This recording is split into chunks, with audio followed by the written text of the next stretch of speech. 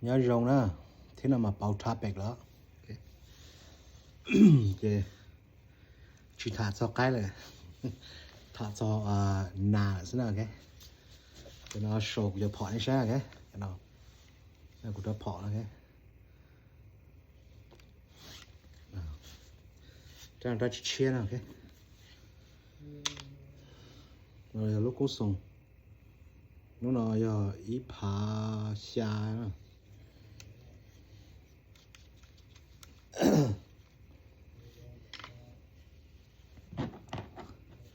còn chấp phỏ nó chỉ giờ thầu của gió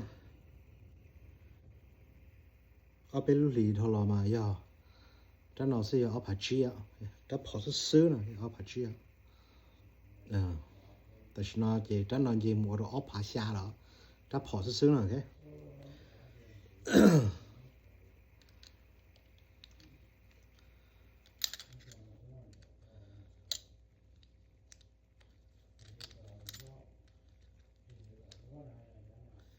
chị mua lúc cũng mua của lúc công sống nó lê đó chị cũng nhiều lúc chết nó chị mua lúc công sống nó cho cháu này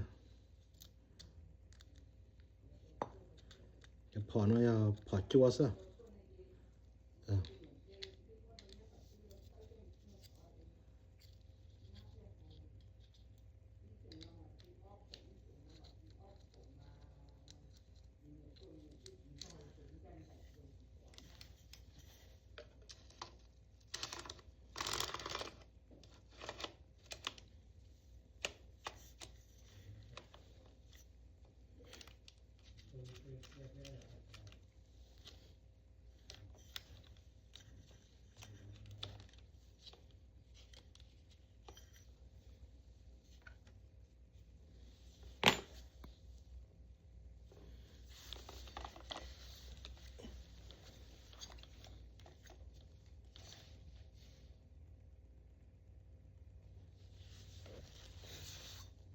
cho có họ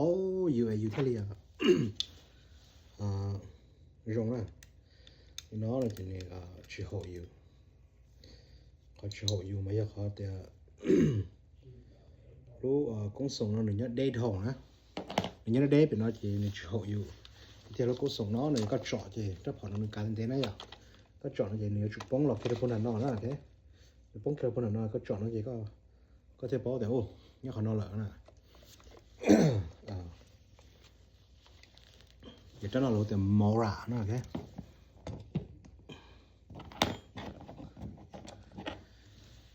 vậy là có phở là thế chỉ có cái chứ là có phở đồ thế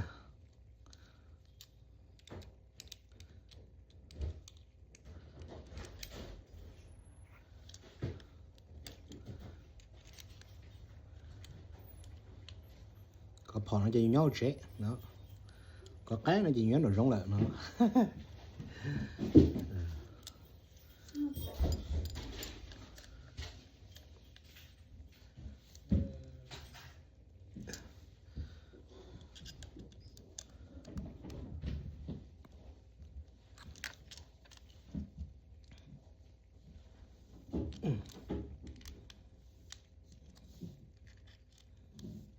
mình nhảy giò hả rong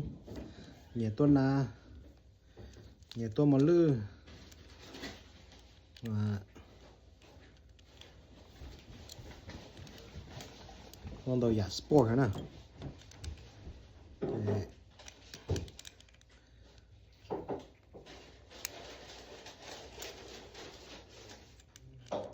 cái này là khủng đó mà chỉ chiên rừng nào khi nhớ chấp lỡ đâu chỉ nhớ lú nó rừng mà mó tệ thế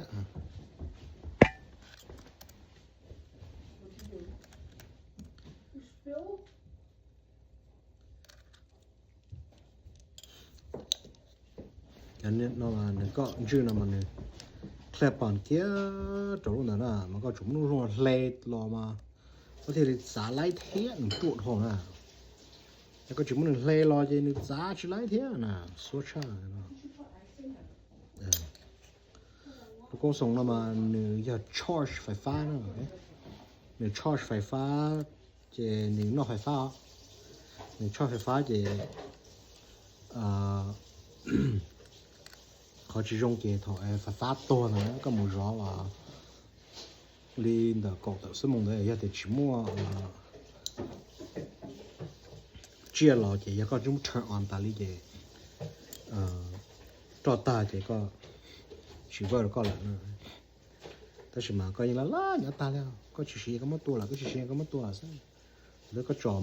มาลือก็มาเลยละจอมมือจอมหน้าก็มาเลยละเคสก็เดี๋ยวมาเผาแค่เนาะมือเผาแค่เนาะ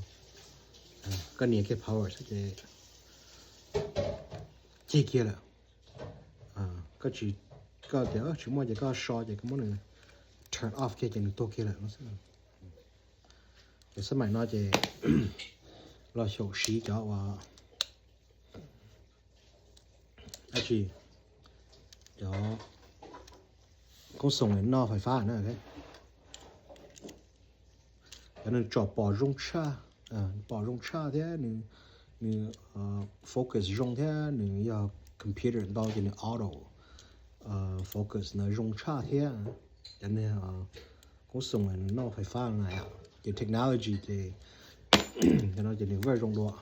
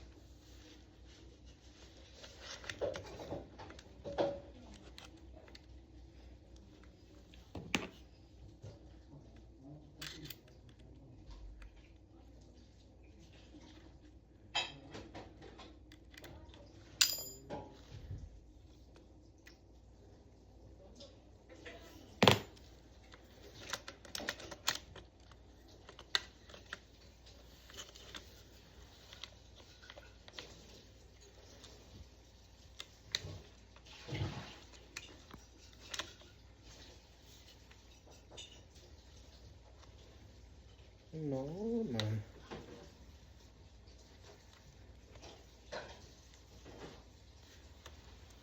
chỉ có ít nhiều khó rồi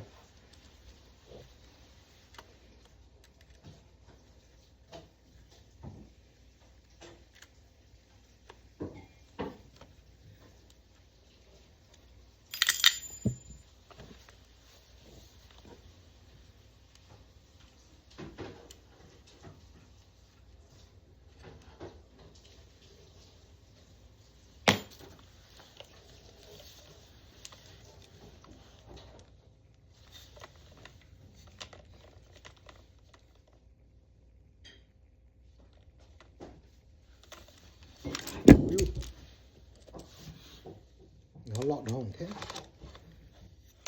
thế mà lúc nó sống nó mà mình lú rồi thế mà lúc này chủ là bóng đã ra nó và thế thì rồng nó nhá đấy rồi là chú cha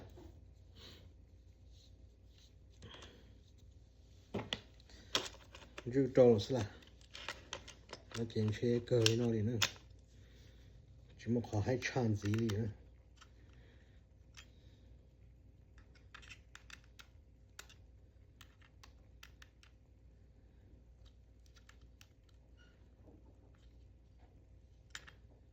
cái nào lú lú thế vậy cái nào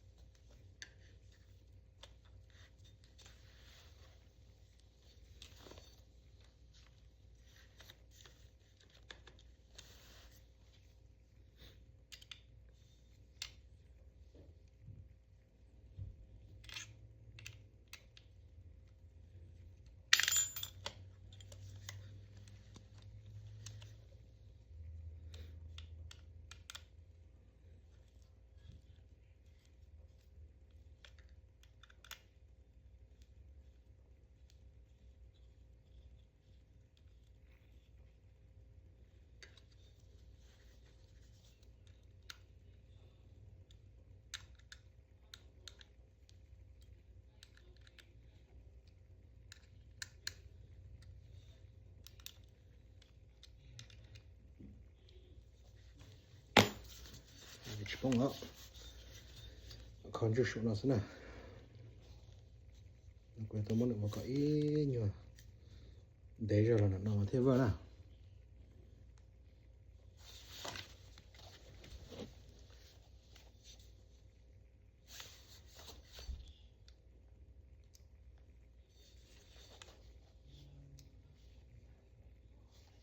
nhưng mà chạy đi rồi cái nhớ nó thấy dễ nó có thể bỏ rồi à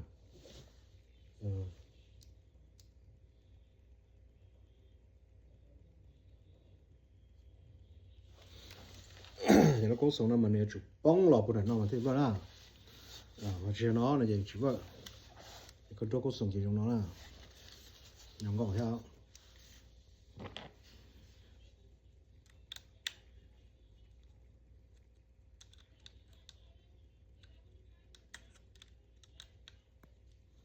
chỉ chụp một cái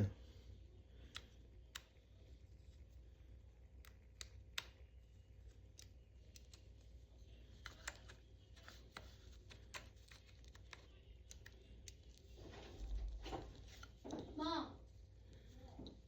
did you text Autumn yet? cái cơ nó sao nó Did you text Autumn yet? No. Can you text her? Okay.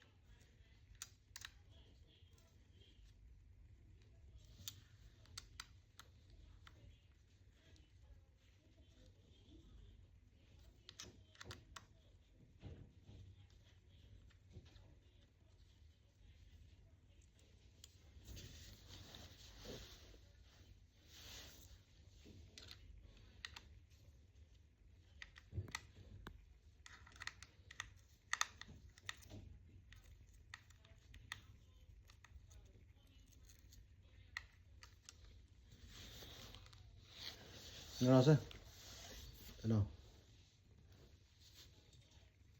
thế nào mà cho chút chia nè để nó này nó là chút chia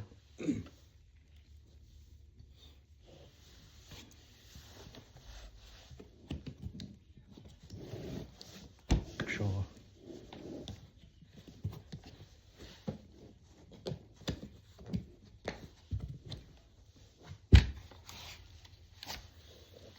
cái này của trắc cũ ạ cái này trắc FX tua slide nó thế nào cái này là tua slide ạ mà cái này họ cũ rồi nó mà xí ra đó nào cái này mà xa phòng tờ cái này mà chỉ phòng tờ nó xí được rồi nào cái này mà tuần nào mình tao không ô nó tuần nào sao mà tôi tuần tao không nữa nào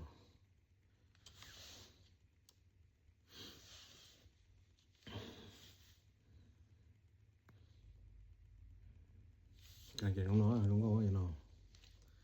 mà ô bao nhiêu có một tỏi rồi có bỏ nai có tuần nào tuần nông nó là chín đó rồi chín đó rồi trong chấp lâu nó mà chừng rõ rõ mà số này chỉ là chụp vào chúa đó là và nó hôm nay lúc silencer theo những cái nhạc tuần này này bao giờ phải cho FX nó nãy ở chừng đó là cái tức là này chỉnh yếu lúc nó cho mà hay giờ chỉnh nó đó là cái nó chưa nữa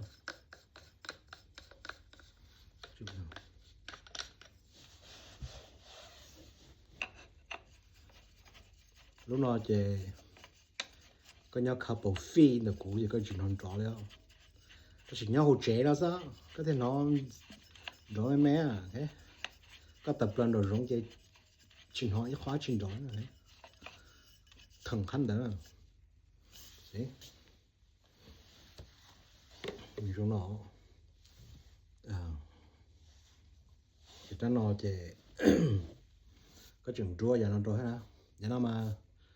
có tao muốn đừng chua thì có tao muốn lấy lại vì nó lúc case nó đừng đừng chỉ họ hoặc là đừng tẩy thùng cái chế còn nó mình tẩy nó sẽ là thế tôi chỉ mà lúc nào mình tẩy thùng có tuần này có chừng lúc nói nè chế chỉ năng nó chế giờ có tôi chỉ nói nãy chỉ có hay nè cái cái nó tôi trâu chỉ châu yard chỉ châu yard xem cho nó đấy cái nó là mình tuổi trâu ít của chỉ châu yard cái nó chỉ đừng mua rót cha cái nó là hoàn toàn là cái nó thế cái nó này cái nó tuổi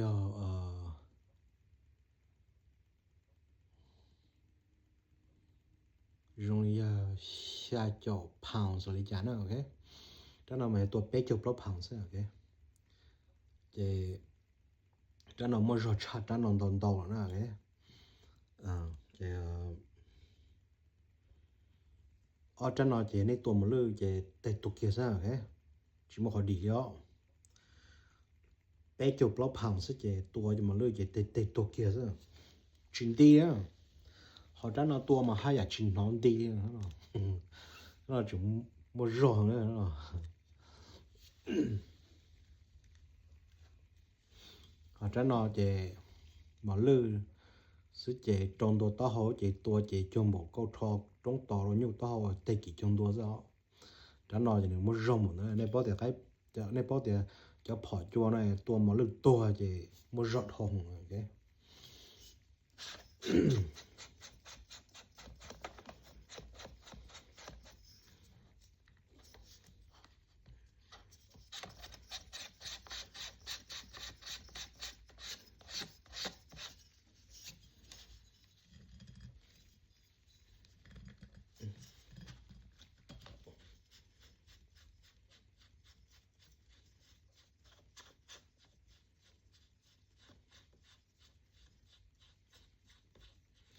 cái nào mà của tôi năn tao hơn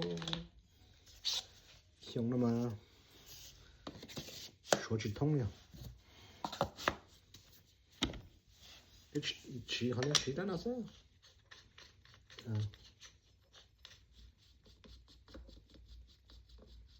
cái nó chỉ xôi giả ta chỉ thôi nhiều hồi vô nó là chỉ đó mà nó mà giờ bé xe nè tôi nói ép buộc trái giả là số này跑是sao thật thật cái là trả mới cho nhà跑thế cho跑cho số này thì cũng nó nhưng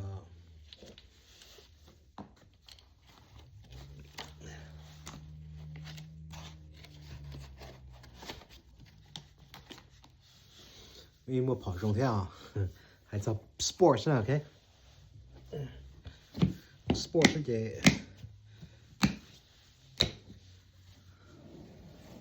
nhưng chỉ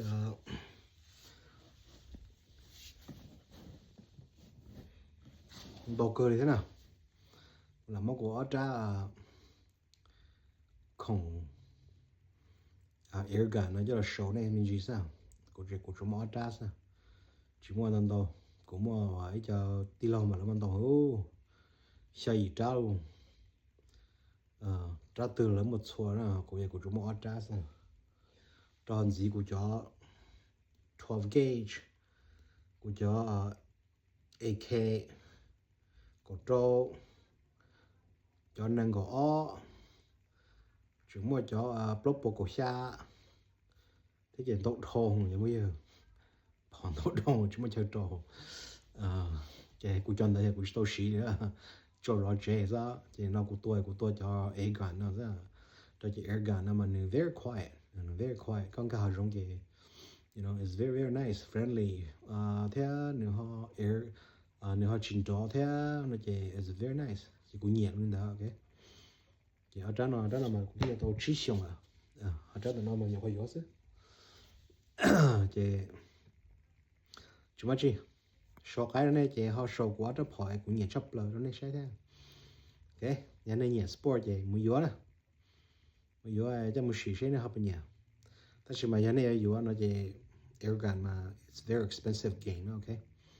đó lúc compressor là có mua lúc compressor chỉ có chữ mua lúc này portable compressor air compressor nó có thiết này cho nó cho tăng này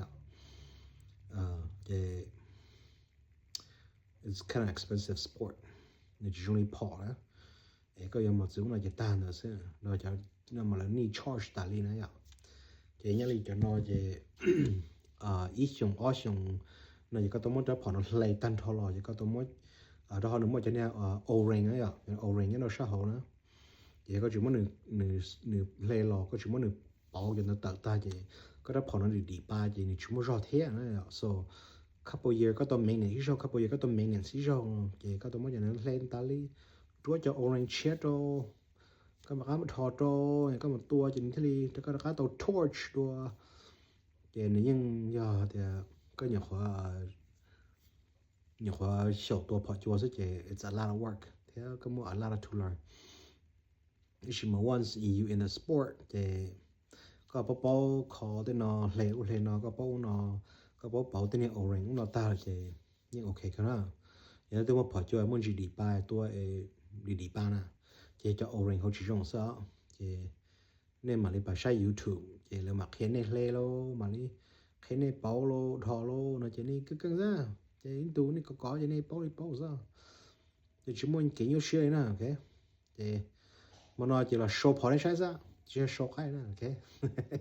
ít chả cũng show cái gì này sao thì cũng chỉ chơi tuần nào cũng chỉ chơi này chỉ mà cũng mua phỏng thôi ya ok airgun là mua phỏ là mua xôi giả nè ok giờ bây giờ nó nhiều xí nó chỉ bây giờ mua euro xôi giả nè phỏ sẽ chỉ mua euro xôi thì đó tất nhiên mà cũng có chuyện mà đau nè chỉ phải giờ cái tim mà nó muốn đau tới rồi nè ok là lúc class chỉ là phỏ nè ok học cái mà hàng cái mua sai trả tai này thế nè ok cũng chỉ muốn đau nó là yếu đau là cũng chỉ muốn chơi trâu thế nè ok họ là liên mà nó một chơi trâu là nó một case gun case nó tôi tàu ra thì